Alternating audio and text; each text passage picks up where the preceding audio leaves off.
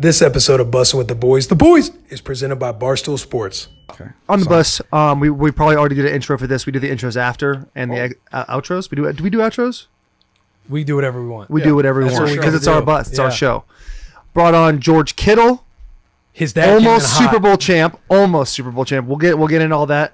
But a surprise guest, his father Bruce, which is the most dad name of all time. So congratulations on that. That's unbelievable. Thank you. I wish my father's name was Bruce. He came right in and He was ready to. he ready to came go right hard at us. So how did you find out about Bussin' with the Boys?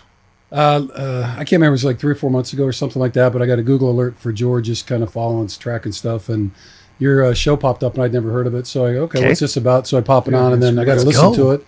And I'm just going away, and then all of a sudden, you guys go on this rant about kind of the dipshits that wear colored glasses with no prescription, or the blue light kind of. Will has those glasses on, which it must have lost a bet because no Greenfield, adult man Blue- buys clear glasses. I'm talking blue light blockers. That's great. And hater Any man- blockers. any- And hater blockers. I think Michigan boy there kind of went off in like a bunch of softs. He does that. Yeah. Michigan boy. Michigan boy. Hey, I'm sitting here a little tight. Dude, Hey, hey. you know Bruce just like turned to his board and just wrote our name. Yeah, down. He has a like the whiteboard. guy Yeah. from Billy Madison with the lipstick. He puts it on on the couch. Well, thank God I called that guy. Yeah. We got a few dings in there, so we just. Did you play college sports at all? I did. I played at Iowa also. You played at okay, so this is like a family lineage of going to Iowa City and playing ball there. Yeah. Ended up that Hard way. place to play. Yeah. Kinnick. Yeah, are y'all from Iowa? Yeah. Lived most of my life there, yeah. Really? Yeah. What's that like living there? Living in Iowa. Idiots out wandering around. That's what someone I from owe the world Nebraska- an apology. That's how I always remembered Iowa. Either of those work for me. Yeah, What did you say? It's better than Nebraska. I owe the world an apology. And Nebraska's essentially the same thing as Iowa. Except it's flat. Like Iowa has nice rolling hills and actually good corn. Yeah. I don't know what Nebraska has. Oh, you Yay. took everything they stand for. Yeah. So this is He does- Hey, George. you can't So even- George Hey, I is can't- in immediately. Well, not being from Nebraska, I can't speak on the corn part. Oh, that's fine. But you went there. You chose to go there. I got an offer chose. there, and I went. Man, you Well, get- if I'm you get under- an outside, if you I'm get an under- hour outside of Lincoln, my dad's from McCook, which is like almost. It's not. It's about halfway all the way to Colorado.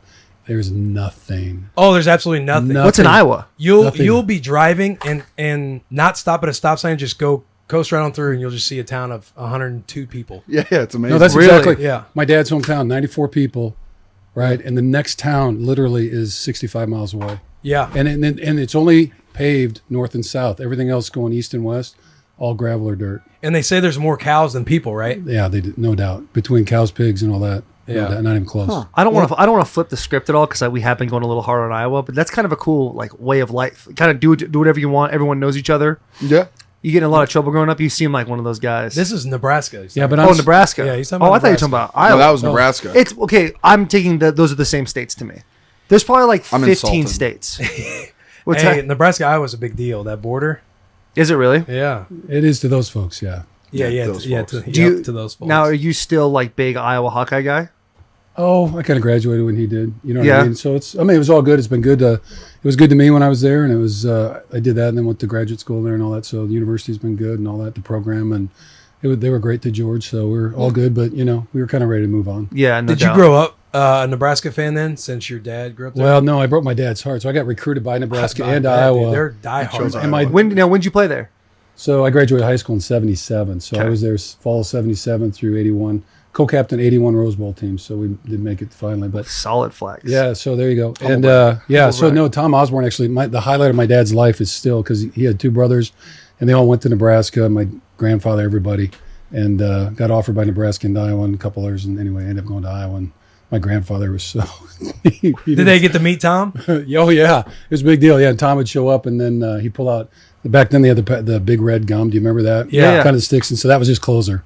He goes, well, he'd slide the big red gum across. He goes, we hope you choose Big Red. Yeah. like that. Oh, no It was way. good. My Probably dad- like, hey, there's more where that came from. yeah, right. Bobby Yeah. theme thing. That's awesome. Yeah, it was very cool. My dad was that was his big day. And then you broke your family's heart. Yeah. Would you like to take this time to apologize to your family? No, it was all good. All right. Hey, I thought I'd put it out there. We're all about second chances on Bussin'. All of the older people in Bonterre, Missouri, when Tom came to visit, I had teachers. There were teachers sprinting down the hallway to get his autograph. Really? Yeah. Oh. It was insane. Tom is a legend. He's a legend. He is. And he's a great man. And I mean, he was terrific about everything. It was an honor to have him call and do all that kind of stuff. That's pretty It badass. was good. But So Iowa, what was the deciding factor that took you to Iowa? George, we'll get to you in a second. Yeah. We Yeah. just Why switched. do you think I brought him here? No doubt. You got it all set up. You know, a part of it was a little bit of familiarity, but it's just, you know, I wrestled and I knew a bunch of the guys in the state, and we had so many, you know, kind of guys that decided to go there, and it was just kind of a clan thing, I think. Mm-hmm. Kind of our graduating class wanted to make a difference and thought we'd stay at home. So that was a big chunk of it. So, but I don't know. No, Nebraska was good and all that. Just they were just a tad full of themselves, honestly. Just, you know what I mean? Because they had the 2 national titles and all that kind of stuff, and they kind of pat their chest a little bit like you're just supposed to drop over and think they're the greatest thing. And yeah, it wasn't all that good. So anyway. Yeah, I mean, I'd probably be untouchable if we won natties when I was there, but we didn't. No, you guys didn't. We were You guys like weren't even 9 close. and 10-4 the entire time. I was undefeated against Iowa though. When was your first year there? 2012.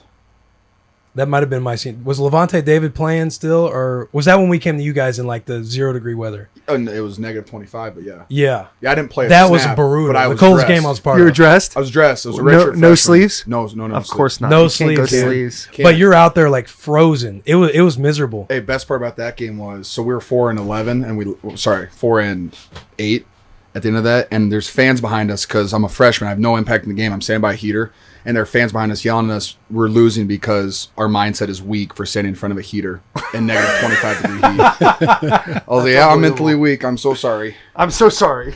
My bad, guys. But you ended up beating you guys. How many times you beat Nebraska? I beat Nebraska twice. I never lost at Lincoln. I'm 2-0 there, and then I won my senior year. We beat the absolute dog shit out of them. Yeah, I mean, honestly, I awesome. think the last 5 years we've been struggling against Iowa. Tough, yeah. Fortunately, though, I was 2-0. So just to chime in, though, see, we beat them when they were ranked 5th in the nation. Oh. My senior year where they came over, we hadn't had a winning season in 20 years.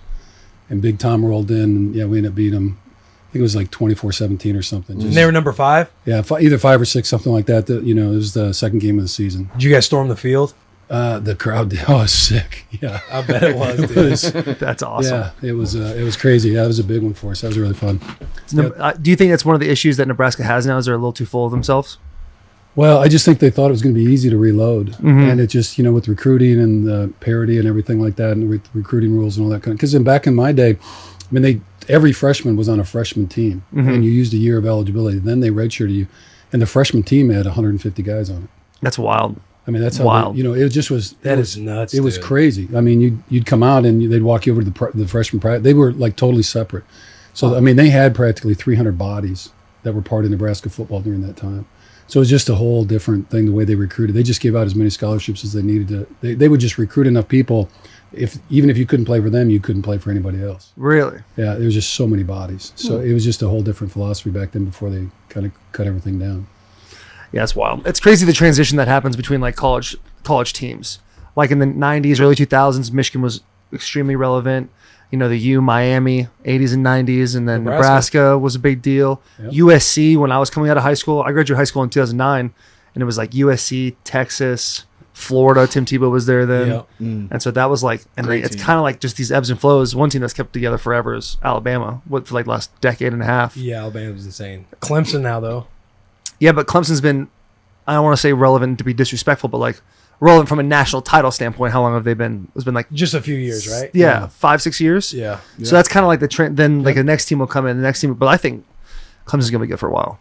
Yeah, they probably will. I mean, Yeah, they're solid. they're really good. They have they have a lot of white boys on that team. They're really fast. There's so many white guys. Hunter Renfro. Shout out Hunter Renfro, dude. Really? Looks like a car salesman, but that dude can run some routes. I'm talking scrappy out there on the Yeah, field, dude. I like watching them. A lot of white dudes on Clemson. Just gotta say that again. Just crazy. Just crazy. They're carrying a heavy torch, man. It's a heavy torch to carry. It is. So what do you want to do? You want to go back? You want to hit high school first? You want to hit this past Super Bowl and go? Will Quentin Tarantino it? Which one do you want? Yeah, that one. Well, do you want to do Quentin Tarantino? Sure. Taylor's All right. favorite. Take us through. So you go play in the Super Bowl. Yes. So before we go to the Super Bowl, Yep. double Quentin Tarantino. Oh wow. Take us to NFC Championship. You guys play Green Bay. Green Bay and donkey stomp Green Bay. Yes. No offense to Green Bay. Yeah. And so like, you guys thinking to yourself, we're going to win the Super Bowl, no problem. Yeah. I mean, confidence was definitely high. Like, I mean, I knew they have a ton of great players. I mean, like thing for me, it's the NFL. Like everybody has great players. It's not like you're not playing a crappy college. Right, team. right. Everyone has playmakers. So like, I mean, I think both teams' confidence was incredibly high. Just to they came back from 2 20-point deficits to get to the Super Bowl, and we just curb stomped dudes 2 weeks in a row. So yeah, we were both pretty confident. Especially us with our run game. I was pumped about it. Yeah. You guys only threw the ball like 8 times. Yeah, the Vikings game we had 8 attempts, and then the Packers game I think we had 11. Jimmy G had an hour in between passing the football. Really? Yeah, he passed the ball like once in the beginning of the second quarter, and there was another pass until like 10 minutes left in the third quarter. It's like a high school game. That's literally a high school football game. It was nuts. That's an offensive lineman's dream. It was my dream. Oh yeah, you're a big fan of blocking, right? Oh, it's the best, especially our scheme. It's amazing. What's your mission statement? Say your mission statement. There was something I read that talked about your mission statement, something about taking souls. That is one of mine. No, my favorite quote is moving a man from point A to point B against his will is the greatest feeling you ever feel. You said that? Oh yeah. I didn't say That's his favorite quote. No, you know who said? Do you know who said that? Notre Dame coach. I believe that was Russ Grimm, Hall of Famer, part of the Hogs. Well, I know he did say it, but it's attributed. So my lineage with Iowa, right? Kirk Ferentz came my senior year, so he was my line coach, and I was on staff there for 4 seasons. So, and two of his prime mentors were Bad Rad, who coached at Pittsburgh during the Steelers' heyday, and then Joe Moore. Really? Yeah, and so he always attributed to Joe Moore, and I heard Joe Moore when he visited us and we visited him, he would always say that. So if you ask Coach Ferentz, Kirk would always say it was KF will say that. Yeah, KF it was the Joe Moore. That's a quote I've heard multiple times, and it just kind of always stuck with me. That's awesome. Yeah, we had Russ Grimm a couple years ago, and he's one of the Hogs Hall of Famers. Already said that, but he was one of my favorite coaches of all time, and he would say that all the time. And anytime we do a run game meeting, he was simple. He never made anything too difficult. It wasn't like, hey, your landmark's got to be this, your foot's got to be this. It was just, hey, you're deucing to this guy. Hey, you guys are doubling to that guy or whatever. And he would always say, take a guy from point A to point B against his will. That's unbelievable. It's a great when you take someone away, yeah, that's a nice gig. Would you call that a hold? Did it get called? No, it did not get called. That's totally fair. We're asking you, do you think it was a hold? There's a holding on every single play. Right, but Glitchy had the nice down block too there. Yeah, but did it get called? Wait, what were you doing when you were I was landing on the ground? You were just laughing? I was laughing. God. Because I was like, that was really fun and easy. That was awesome. Was he saying anything to you? He just said, man, why'd you have to do that? He said that? Because it's football. George is like yelling, laughing down there. Who's the hardest guy you've had to block? Khalil Mack's tough. Yeah, Khalil Mack's a stud. he's a stud. He's pretty good. Dude, he looks like an animal out there. Dude, Clowney's pretty good too. Yeah, Clowney's a stud. I played against Clowney in the Outback Bowl when he had that like infamous hit. Oh yeah. Yeah, that was whose fault was that? Taylor's. Yeah. It was a power scheme, and I called deuce. And then the tight end was like Trey. I was like, no, it's a deuce. No, man, he's pointing the finger. I'm not pointing. Yeah, you put your boy right under this bus. Yeah, he's under it, dude. If this bus could run right now, he'd be under it. See, I saw a great quote from him after the game. It was like, he's like, yeah, everyone's blaming me for that block, but it wasn't my fault. I blocked the right guy. Really? Because I remember like, the tight end said that? The tight end said that, 100%. That's brutal. So what's the tight end's name? No free shout-outs. He doesn't need to be said right now. I thought we were shouting out players. No. I'm not going to shout out Kyle. No. I'm not going to shout out Kyle. It is. Hey, here we go. We can talk about. Dude, look at you. I'll tell you what. The thing Taylor's on like the third level blocking. Yeah. He went for the easiest guy to block. And I'm out, and I hit him. Oh my gosh. Yo. The guy kind of smacked me too. What if that linebacker kind of hit me? Dude, why am I always getting smacked? What if he would have scored there? Clowney took that dude's soul. On this play, they did like it was like fourth down or something. It was like third down going to fourth down, or fourth down it would have been turnover, and we missed the first down by like less than a foot, but they called it a first down. And the next play, this happened. And you guys ended up losing that game, right? Yeah, we ended up losing this game. Because I remember we were all pissed off because you want the Big Ten to always beat the SEC in these bowl games, and you guys were beating them. Yeah. Vincent Smith, there I am, and there I go, and he's dead. Oh, it was your fault. Okay. What do you think right here? You're a tight end. What are we seeing here, boys? We got a tackle and a tight end. Why would you deuce this? Because they did a lot of movement. They went from like A gap to B gap a lot. So if we had a 2-eye at any time, we would deuce through. If you left me on an island versus him, I would have hated you for that. Yeah, probably. I'm sure he does too. I won't say his name. Kyle. He just kind of put his arm. I won't say his name. I'm not blaming Kyle. Where was the DE lined up? Was he was a 6-eye. 6-eye, and you left him? Oh, let's go! We got the Kittle he's- Bruce. oh, We he's got the the line Kittle coach. family in here. Listen. Look at that. You're going to leave him alone? See, do you see the guy that's in the 2? They did a lot of slanting. They were a movement type of team. And what is power? Power is a gap scheme play.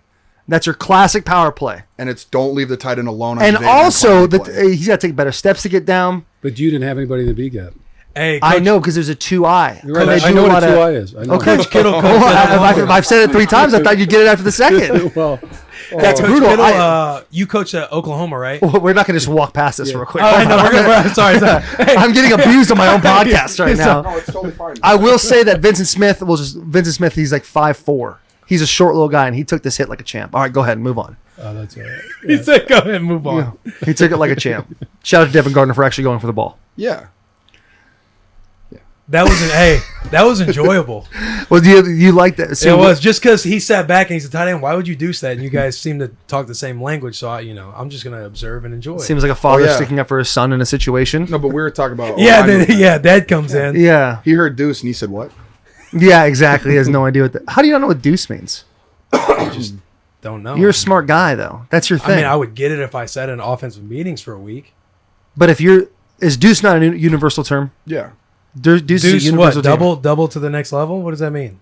I guess so. Sure. Yeah, sure. That actually would be a fair way to put it. Yeah. That's So you would both double Ace, until deuce, somebody Ace, Hey. ace, was able deuce, to shot. See, deuce, Bruce triple. gets it. until somebody shot a gap and you had to come off and hit that dude. well, right? deuce just tells him like triple is me and Taylor work together. Like is deuce like a duo? Yeah. So Okay. guard tackle, Okay. I Yeah. know what Yes. duo means. center guard. Yeah, duo is more like it's a gap scheme play without a puller. Yeah. Right. Yeah. And then power basically, Power's I with will the teach puller. everybody how to block power right now. love Close your power. eyes, go to 1 o'clock, Hey, and you're Taylor, going to go to the guy Taylor's you need gonna to. dig himself Yeah. out of this. Yeah, it sounds good. Yeah, that's what you got to do. He said, "Let's and all if you have a stop." 2-eye and they move a lot and it's a game plan, go into a bowl game, you do what the coach says to do. So we're blaming the 'Cause you're coaches. coachable. Yeah. How about you overcome coaching? Oh, let's go. Oh my God!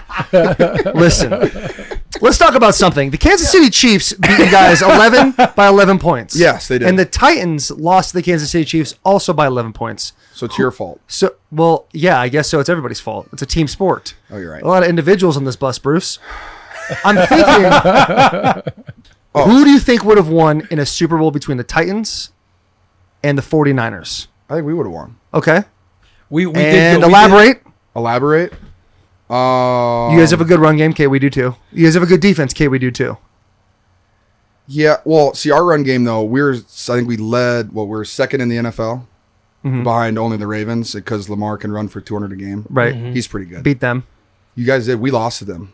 That was a fun game to watch. That was a cool game to be a part of. Wait, which game did you like better, beating New England or beating Baltimore? Oh, that's a good question. I think probably beating Baltimore because I've been to the divisional round before, and going to the AFC Championship. It's like holy shit, you're one game away from the show. So close. Like you're so close. I think if Vrabel was here, he'd probably say the Patriots. Oh yeah, I would him. think- Vrabel would for Patriots, sure I mean, say the Patriots. that's kinda that's get one of the- your best interviews, by the way. Yeah. Vrabel. He's No, amazing. he was unbelievable. He did a great job on that. He loves Bussin' with the He boys. does. He wants to come back on. He does. I actually said something about a player's toe, and he texted me, and he's like, "We'll make sure to bring this up during OTAs because we're not supposed to talk about other guys' injuries." So I texted the guy, and I said, "I apologize to him, apologize to Vrabel, but I'm definitely going to get it when OTAs start." Again. And then Vrabel texts me. He's like, "I just wanted to let you know what I said to your boy." Yeah. He texts me the same thing. Hey, Vrabel's a boy now. He is. He loves busting with the boys. John, not so much. But you talk about staying out of the media. Vrabel was just heavy in the media on FaceTiming with Brady. So Did see He was that. FaceTiming Brady. at the He was basketball FaceTiming game- Edelman. Yeah, Edelman and Brady's next to him, and they're all FaceTiming. So they're like Brady to the Titans confirmed, but yeah, everybody's arguing on social media right now. What was that posted on Barstool? But Vrabel Posted everywhere. I mean, it's everywhere. Nice. But Vrabel's face is on the FaceTime, so you could, we're His gonna talk face about is not there. being out in the media. Like, what a great shot by the guy sitting behind. Yeah, That's He- pretty like, got with the that zoom in. footage. No one's safe anymore. You can't do anything, No. and you get can't. exposed. Oh yeah, no chance. That's tough stuff, man. I mean, back in 1877 or whenever your old man played, like, He told me that he would have been in jail had there been cameras. oh, and no stuff. question. Yeah, Oh, what no do you- question. Yeah, Bruce has got that. You got that salty old guy vibe, which that's a compliment. Okay. I'll Please take don't it. take that. As Hey, I'm about to get my ass beat just now. Yeah. he said, "Oh, okay." Oh, Do they have it? No. does that count as tampering? That's what. But it shouldn't really count as tampering because they're boys. They know each other. It's like if you became a coach and we were boys and you FaceTime me, would that be a problem? Not for me. Yeah, but does the NFL get mad at that? It's if somebody wanted to get Bro, you petty guys enough, are there he quick. is. Dude, the boys he's rock it on back it. there. So what brought you guys to Nashville? How'd you guys Why are move you here? pulling this up? That's rude of you. God, That's a good game. it is a great game. No, but the play is a nice PI call. But what'd you say? Sorry. What brought you guys to Nashville? You guys live in Nashville now, Yeah, I right? just bought a house here in April. Really? Last April. Yeah. Where at? Like a block away from Lipscomb High School. Really? Yeah. Very cool. You work out down there? Oh yeah, I do my training there. He's the O-line coach there. With Very Holt. cool. Hey, with Holt. Holt, yeah. Holt's a stud, man. Lipscomb's got that thing all figured out, huh? Aren't they redoing a whole weight room and everything? Just did. Yeah, it's Really? nice. Yeah. So It's nice? Yeah, and our strength coach, he's got 18 years in the league.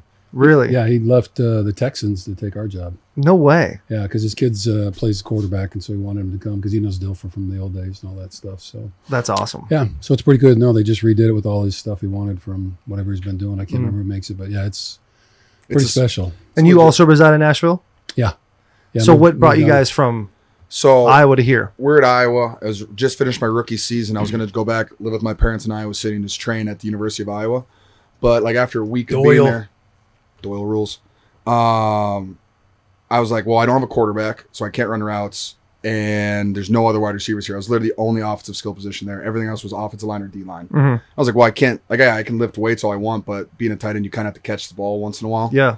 And so my quarterback from Iowa, CJ Beathard, who's our backup quarterback at San Francisco, he was like, yeah, just come to Nashville. We'll run routes. We'll work out together, the whole shebang. And then my wide receiver from San Francisco, Trent Taylor, also lives in Nashville. So, yeah, you can come train with me.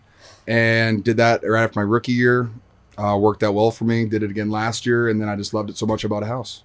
No doubt. And Nashville's just sick, so Nashville's a sweet place. Yeah, it's pretty I got to tell you, the Nashville. weather, though, it's depressing. it's brutal. February and March are not fun. And then July is really humid, but it's fun. Yeah.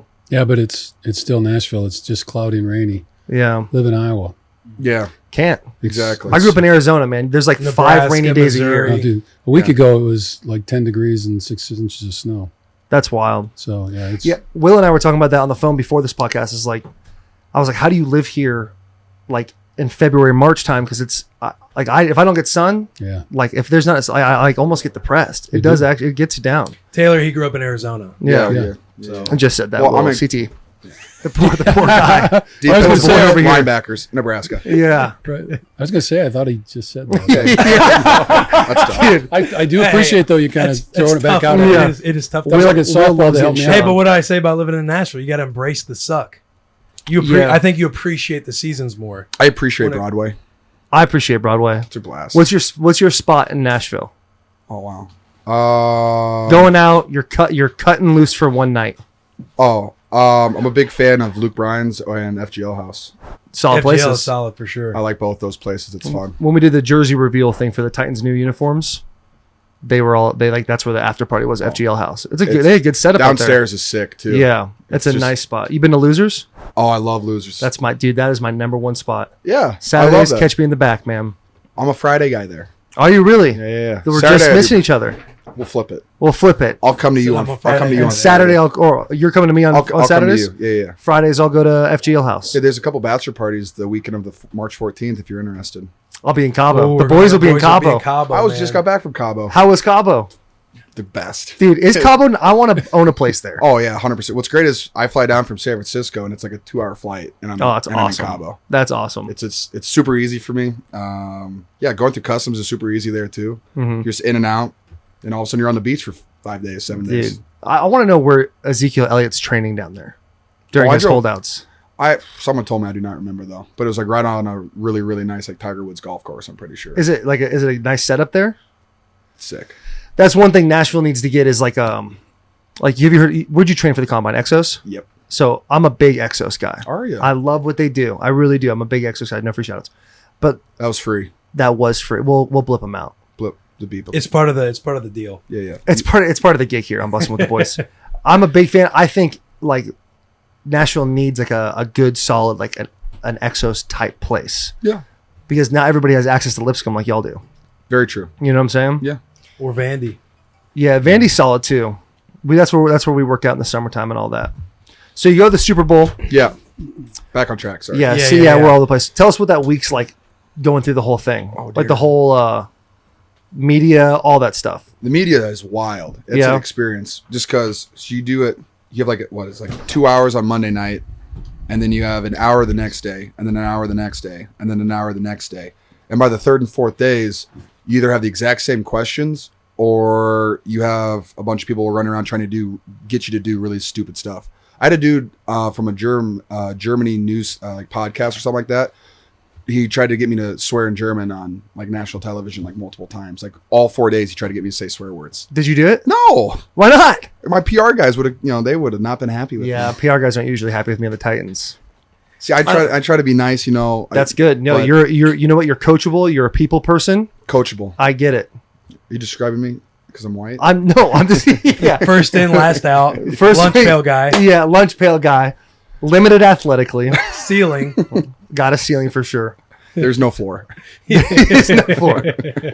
Oh my gosh. But yeah, the media week, that stuff is wild. Practice was different. I mean, we were at the University of Miami, which was pretty cool, like being in one of their locker rooms and seeing their facilities, which is sick. But they did a really good job of making it as normal of a game week as you possibly could. Mm-hmm. But I mean, yeah, it was pretty normal. It's pretty easy. The media stuff gets pretty old pretty quick. But other than that, you just go play football. Do you have like a routine during the week? Obviously, that you like massages. Do you do IVs, do stuff like that? Yep. So how did you were able to do that when you're down in Miami? Well, our team does a great job. Like 2 days a week, they bring in. This is in California. They bring in massage like a team of 10 to 12 people, massage therapists, chiropractors, acupuncturists, like the whole shebang twice a week. To us too, and so then they brought all those people to Miami with us.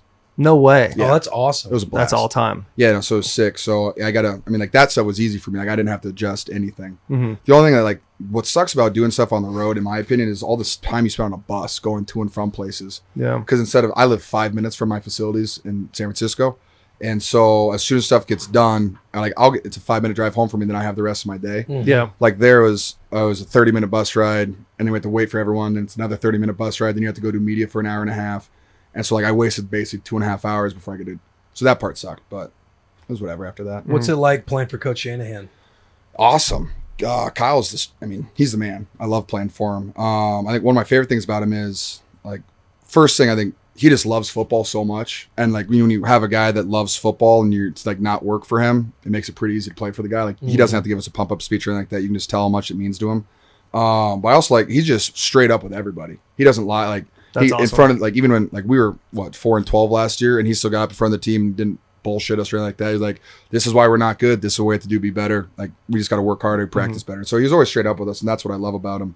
And he's a great, he's all about the players. He just wants to make sure everyone's, bodies are healthy, ready to roll into each game. Being 4-12, do you think that the biggest change was obviously having Jimmy G healthy? Then we grew up, honestly. My rookie year, I think it was we had 20 rookies on the active roster, or 15, something like that. And then the next year was all rookies and then second year guys.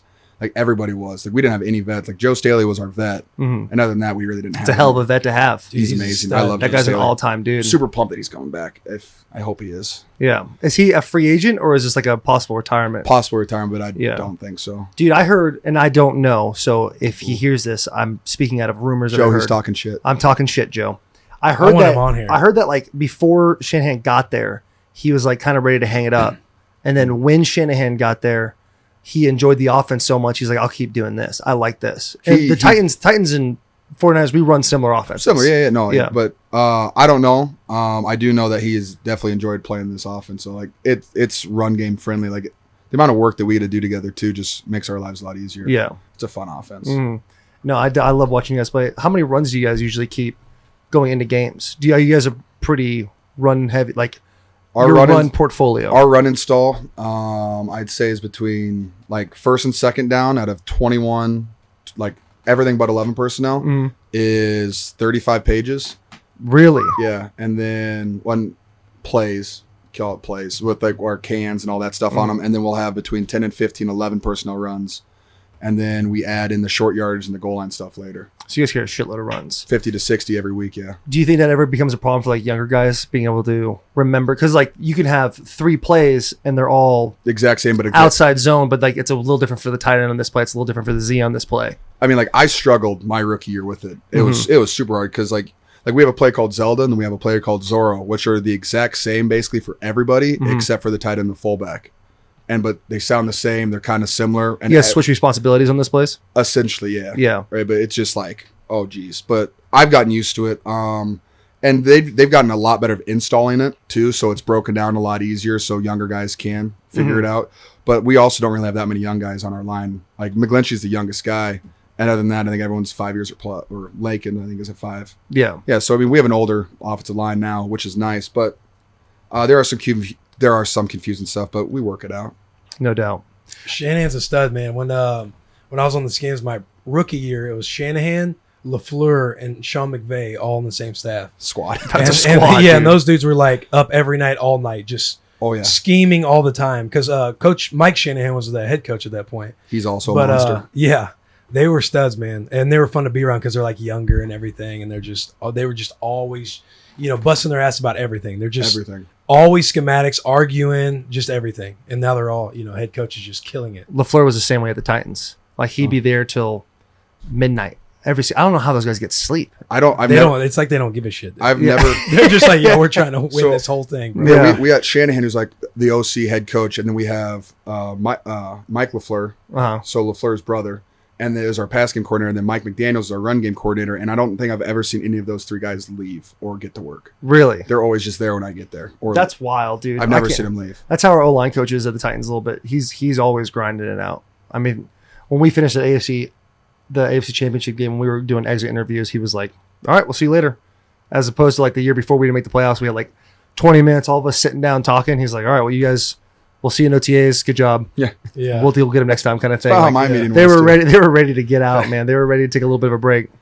Dude. That's gotta be tough though. Do you would you rather not make the playoffs or go to the Super Bowl and lose? We're just having this conversation. Like, Were you really? yeah, like I don't know, because I mean, like going to the Super Bowl, it's the Super Bowl, so like that in itself is awesome. But like, if I got to the NFC Championship and lost, I think I would have rather almost not made the playoffs. Right. Because it's just 2 months extra on your body, or a month and a half. Yeah. It's brutal.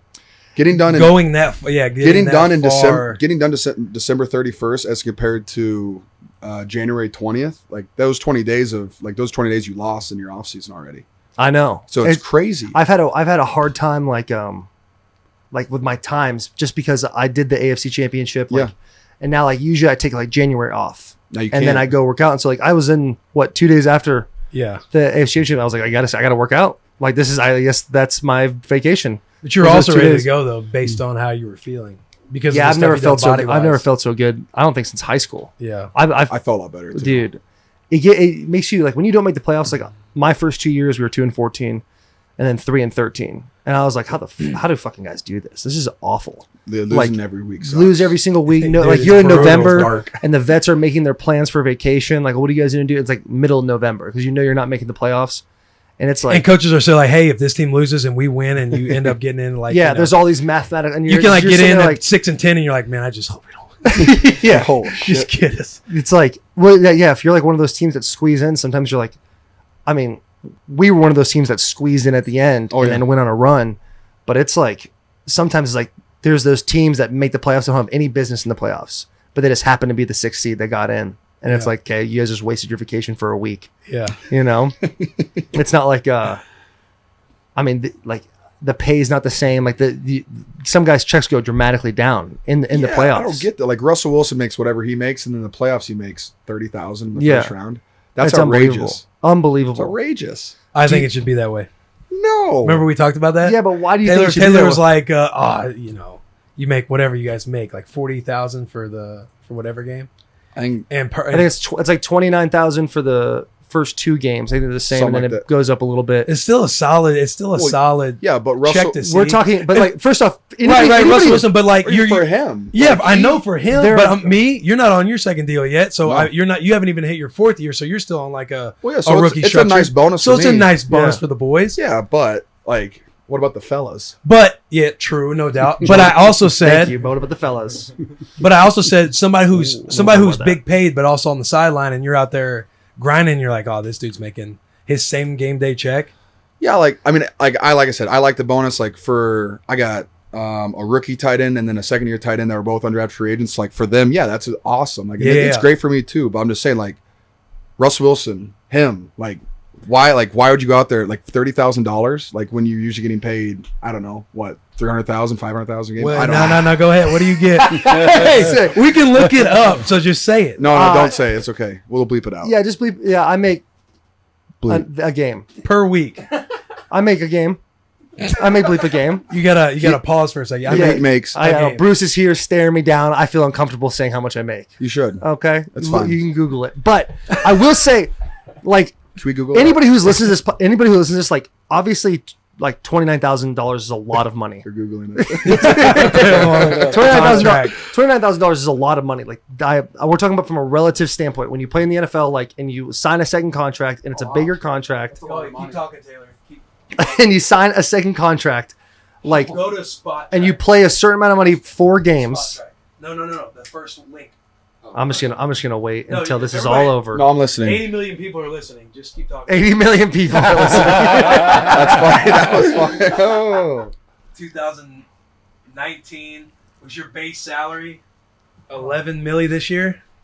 Well, yeah, that was after I got suspended for 4 games. Good for you. So he's probably roughly That's a lot. Don't do math. 800 something a game. So, what I'm saying is that, like, when you go and you're making a certain amount of money, let's say you're making $800,000 a game. Yeah. Let's just say, and you go and you play another game. Why wouldn't that in the playoffs? There's gonna be more ratings, more money coming in for teams. Yeah. Why wouldn't you make More money. your same check?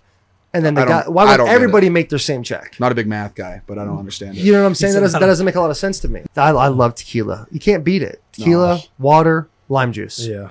You're solid. I like tequila pineapple juice. Really? A lot of sugar in that. Yeah, I know, but it's juice, so then I feel healthy. There you go. I love it. Fresh squeezed. Yeah, So fresh that I squeezed. feel healthy. Let's get back to George a little bit, or a lot of bit. Oh, hey, George? Yeah. Greg, George, either one. All right. Whatever ruffles your feathers. Isn't it George? It is George, yeah. Oh, okay. Who said Greg?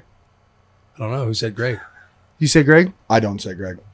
Those are 2 totally different names. I get asked. Well, ESPN. I sat one here time- like, holy shit! I thought it was George. You don't remember this? And then everything in the head, thing's an issue. yeah, like, Yeah, gosh, it is. damn, Oh, boys, wow. I gotta go to the hospital. Like 3 times last year. I think it was after the season. I think it was ESPN. I think like put up all these like what tight end would you want on your team? And it was Kelsey, Kyle Rudolph, Greg Kittle, question mark. Really? Like 3 different times. That's who hilarious. would you say are the top 5 tight ends in the league right now? No particular order. Kelsey's amazing. Zach Ertz is incredible. I think you have 2 fantastic tight ends in Walker and Smith. I think they're both unreal. Don't sleep on Firsker. Oh, Firster's a stud, and he's smart too. Let's see. I like Will Dissly in Seattle. He just needs to play a full season healthy, which he will.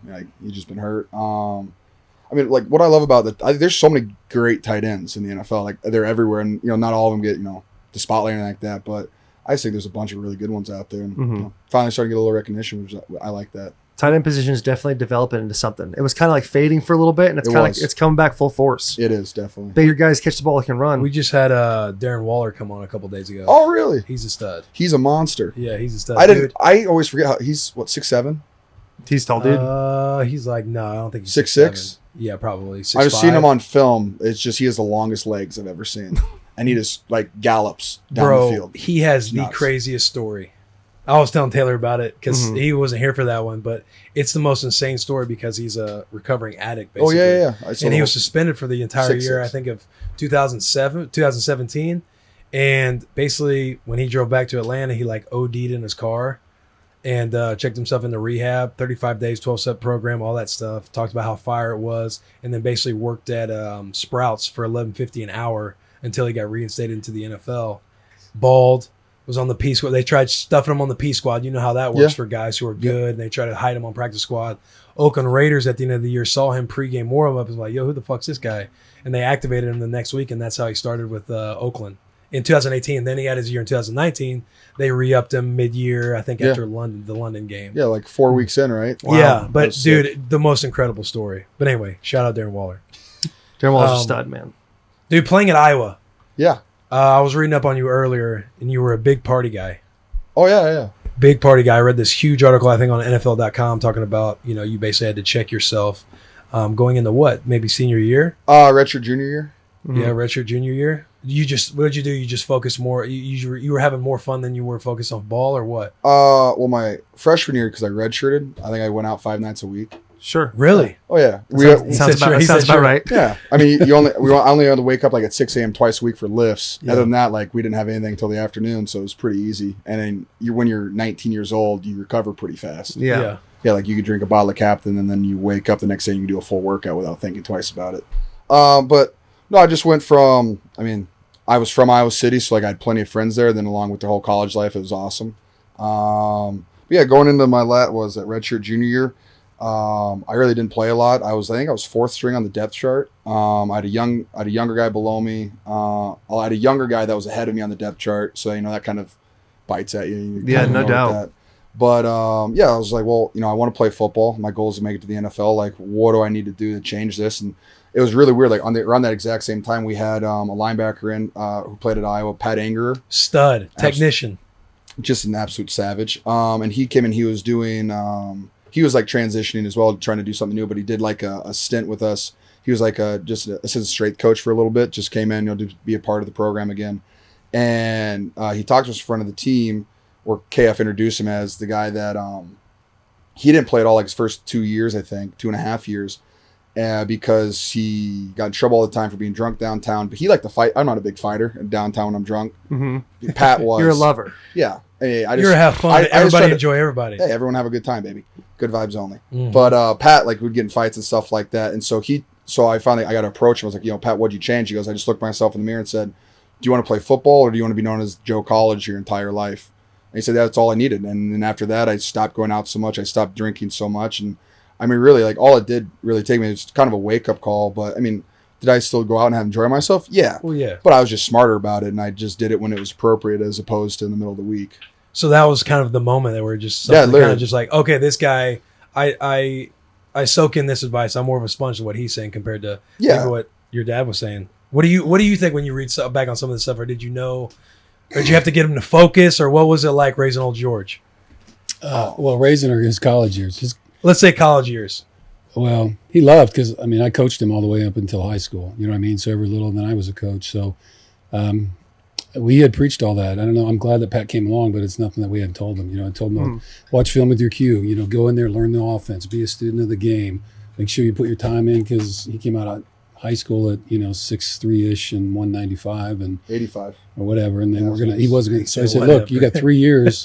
You got to live in the weight room, be thick and strong, learn the game, be a great technician, and fight your way onto the field. My biggest trouble, like the transition, like I lived in the weight room, I did all that, I've got size. The like the scheme, I just didn't think studying was a big thing in football. I thought you just show up and play. This was doing high school. Yeah, high school. High school, you never watched film. It took me like 2.5 years to understand that I don't know anything, and I got to figure that out. Right. And so then, once I figured it out, then you get a little bit of confidence. And for me, football is all about confidence. If you're confident in your ability, you're going to play well. Mm-hmm. And so yeah, then I finally got to play a little bit, and 2 good years in a row, I finally got an opportunity in the NFL.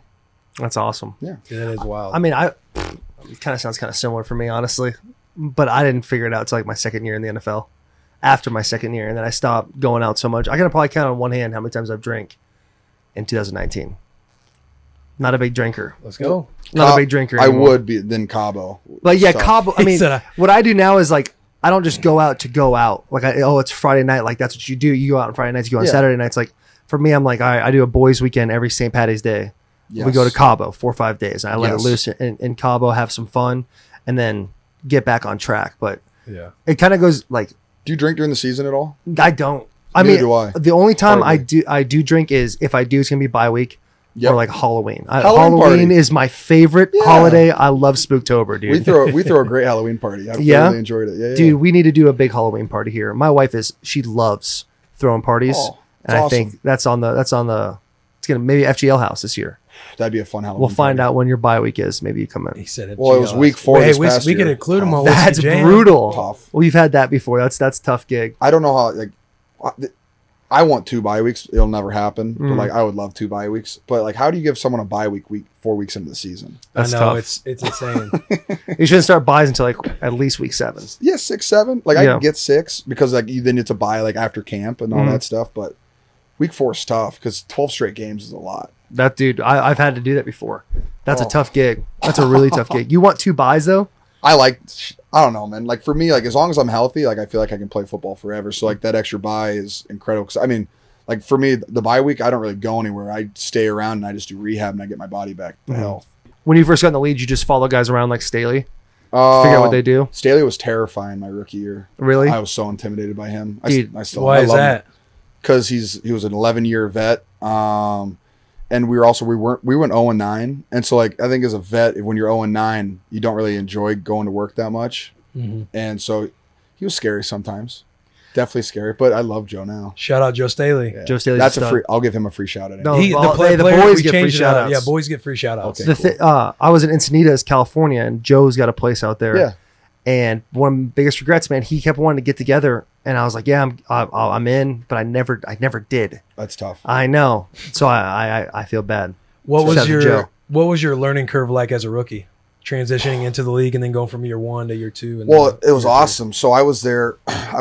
They drafted me, went through all the OTAs. Vance McDonald was a tight end. He was ahead of me. And I had like 3 guys ahead of me, but they just threw me with the first team reps because they were 3 big guys. And I'm a little bit quicker laterally than they were. So like they threw me with on pass plays and stuff like that. So like I got reps with the ones, but not a lot. Like I had no idea what to expect. Mm-hmm. And then I was hurt for most of my rookie camp. And then I got back for like the 2nd or 3rd preseason game and I had a really good game. I had a couple catches, a nice touchdown, ran over somebody. And the next day they traded Vance to the Steelers. And they're like, hey, you're going to start. And I was like, sick. And then the next day after that, I pulled my hamstring again. So they were a little stressed. But yeah, but then I got back for the regular season. Like my very first play of the game, very first play ever, we were playing the Panthers. And that Julius Peppers was still there. Mm-hmm. And I was like, dude, I played with you in like Madden 2007. Like, this is right. So sick. He's a unit, dude. Oh, he's a monster. Dude, we practiced against them, and I remember just looking at him like, I had to block this fucking guy, dude. that's Tall what as I was shit, like. big as shit. I had 2 pass pros on. I was like, what are we doing here? Dude, Like, leave me I saw alone. we played them, and I saw a picture of like me blocking him, but I was like, yo, who's the tight end blocking that giant ass dude? I was like, he was engulfing me. He's mad. It was terrifying, Well, dude. so yeah, my whole rookie year was basically I just got thrown into the fire. But it was fun. Like you know, you figure it out. I was lucky. Like my tight end coach is amazing, John Embry. He's an old school guy. He had Tony Gonzalez. He was in Tampa for a little bit, but what he did a great job of is he took all of like whatever Coach Shannon, like he has a lot of very confusing schemes and a lot of words and all this stuff. And Embo would just break it down like, look, this is what you need to know. Just know that you're going left and that you're tripling to that guy. Sam on the ball, you have the Sam. Sam off the ball, you're tripling. Yeah. Like that was the extent of my knowledge. And it's grown since then, but like he broke it down for me, so it made it like a lot easier for me. But I definitely there's a lot going on in my Dude, it's rookie year. important to have a good position coach because if you're like, say you're injured and what'd you say you played week 2 or 3 or whatever? I missed. I played. And then when you re-injure yourself, like you see it in all the rookies. Like when you're young and you just get in the NFL, like you're just stressed because you're like you're hurt and you're like, I know I don't need to be hurt, and I know the coaches are stressing over me being hurt. Yep. So I think it's like very important to have like a good like position coach to kind of be there, break stuff down for you, and then not stress you out even more because you see it all the time with like young guys. And when I know when I'm saying, I'm just like, hey man, don't stress as much as you are over this stuff. And also learning the playbook, I think simplifying things as much as possible is the way it makes you play so much faster. It's all that matters. Playing Like fast. I'll know the basic scheme, and they'll be like, "Hey Taylor, what's the center doing this play?" I'm like, "Don't play center." Doesn't matter. I know where I'm going, and I know where the guard's going. I know where the tight end's going. We're solid. I'll never. Take care of your house first. You don't need to I don't need to know what routes are going on. I just need to look at, hey, Tannehill, is this a long pass? All right, I better buckle up then. Yeah, you know what I'm saying? Long ride. Those types of things. But I like that. I've said Russ Grimm already, but he did the same thing. Like he kept things very simple. Simple. Don't overthink it. You have this to this at the end of the Sam, or you're going to the mic or whatever, and cut this. Hey, cut that guy off. Yeah, easy. Okay, I can do that. Is your current coach? I don't know who it is. I should look it up. But Keith Carter. Okay, is he more of a like left foot, right foot, hand placement, all that? Yeah, kind of stuff he's now? very more very technician? detailed. Okay, Like he's I I think every stage in the game that you're at, a coach is good. Like if you have a coach that's super vague when you're first getting in the league, it's probably gonna be a little tougher for you to develop technique wise, especially at the speed of the game. I think Keith does a really good job of, I mean, if he hears this, fine, being very over anal about everything. Right. Like if your hat's not here, but you drive the guy 5 yards, like your hat needs to be there, and kind of being like, it's kind of like a sniper, aim small, miss small. Yeah. His tactics. So like even if you miss, you're still on the right track or everything. Right. So I think he does a really good job. Like I still need to work with technique every single day, but especially with young guys like Nate Davis came in and being so detailed about those things, he got thrown in at right guard, and towards the end of the year, you really saw him coming along with his technique, with his run blocking. You really start to figure it out. And so I had Bob Bostad was my first O-line coach with Ken Wisenhunt, and he was very much like that. But it makes you really focus on those things. Yeah. And then you got to take a second to be like, okay, Nick, I know the techniques. Like, don't focus so much on your technique. For me, like, get to where you know you need to be. Like sometimes you set yourself overcome some coaching sometimes, which honestly Vrabel says all the time. Right. He's like, you guys got to overcome us because we're gonna tell you to do 1,000 things. Simplify it for yourself. I think Vrabel does a good job of standing in front of the room, and he says players make the plays. Players make the plays. Yeah. He says coaches don't do shit, which I'd give them more credit than that. But Vrabel's very player forward. So I think it all depends on where you're at in your game. Based on what you need. Like when Russ came in, I needed that guy to be like, hey, like you don't need to know everything. Like simplify it in your head. And once I simplified it, things got a lot faster. Things got a lot easier for me in the game. So when I go for pass pro, it's third down, they're sliding right. I think to myself like, okay, feet, hands, don't lean. That's all I think to myself. Make sure your feet are good.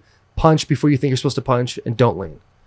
That's the biggest thing. And then every play I have like little cues to myself now for that. Yes. Not just thinking, okay, make sure left step, right step, because you get choppy and robotic. Plus, don't you do enough of that in practice? The muscle memory stuff. It kind of like if you talked about track schemes, right? Mm-hmm. So if you're going down to the A or B gap, whatever, if it's a deuce, your inside foot's going and your second step's doing this based on his alignment, all that kind of stuff. Take that time in the practice to if I'm trying to cut off, like I have a really bad habit of stepping under myself when I go to cut off in the B gap. Okay. So I'll stand and practice with Sully, who was our assistant online coach, and just step over a yard line over and over, step over. So I don't step under myself, and I still step under myself, but it's that muscle memory of trying to figure out that angle you're supposed to be at. So you do it enough so you can go fast and still maintain at least enough to get the job Absolutely. done. Yeah. And my thing, like I'm what you call a linear tackle. So like I'm not a 330, 340 pound guy. Like I'm playing ball at 308, between 308 and 312 during the season. Yeah. And so I have to, technique has to help me a lot, especially against bigger dudes like Julius Pepper coming down the pipe. You sit your ass down. Yeah. So like, set that edge. Yeah. So I got to sit down. That's what I mean. Well, working with him because he's 240. Yeah, 240 doing this. Which is a good sized tight end. I mean, you're not like 275. Yeah. But bruiser. Having a sift block where Terrell Suggs runs through your face at full speed. Yeah, Suggs are always tough. Suggs is savvy. I'll tell you what the easiest thing is. Tough. If you play a really athletic guy but plays like football the way like football's supposed to be played, like they have the C gap, so they're going to stay in the C gap. Yep. And then you got guys like Suggs, like Clowney, JJ Watt. Do that they want to do. They'll do what they want to do because they're athletic enough to make up. They can hit that B gap and come back out and still protect that C gap. That's tough. Those are the hardest guys to play against. Suggs is definitely one of those dudes. I had like a 2-year span where like we played the Ravens 2 years in a row and I gave up a sack both games, and I'm like this, and he's like kind of coming off slow and he lulls you to sleep, but then all of a sudden he'll jet in that B gap and you're looking like, hey, no one blitzed on that play, like no one was covering him up. What the hell? What just happened? Yeah, exactly. You're kind of looking around like that was me. That was definitely me. So that's my bad, guys. I think that's the hardest part of the NFL is when those guys start to figure out, like, you overcome coaching, make a play. Those are the hardest guys to block for sure. Oh, yeah. Well, we're doing with some of the NFL guys. We'll be doing some O-line stuff next week. So if you want to shoot by Lipscomb Academy, I would love to. Except for I'll be in California next week. But what are you guys doing in like April during OTAs? I'll come by. Yeah, we'll be as long as there's NFL. Well, they leave, so they'll be gone around the 15th of April, and then they come back. So we'll have a pretty good group of guys. So between the tight ends and some line guys. Yeah, I'll be around. And then the summer. I think we I'll be around all summer and stuff like that. We watched the practice last year. Remember when we went and trained at Lipscomb? And watched them. They were doing all their I think they had like two. You guys had a whole thing going on. Yeah. I get DMs from like high school kids all the time, and one of the coolest things, like high school football is the best football. Yeah. Like it's the Purest. most Yeah, fun purest you'll fun. ever have in your entire life. So definitely take the most of it, because I think like my senior year of high school, I was like, don't drink, don't do nothing, don't chase girls, like focus on football. And I got to college and it went totally backwards. Flip. it totally flipped. Yep.